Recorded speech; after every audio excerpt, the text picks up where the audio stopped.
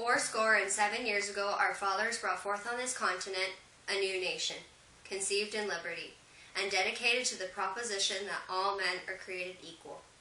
Now we are engaged in a great civil war, testing whether that nation, or any nation so conceived and so dedicated, can long endure. We are met on a great battlefield of that war.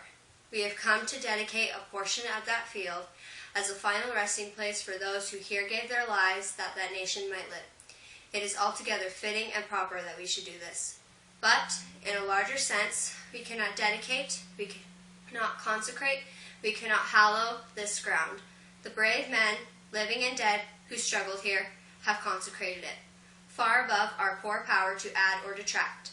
The world will little note, nor long remember what we say here, but it can never forget what they did here. It is for us the living, rather, to be dedicated here to the unfinished work which they who fought here have thus far so nobly advanced.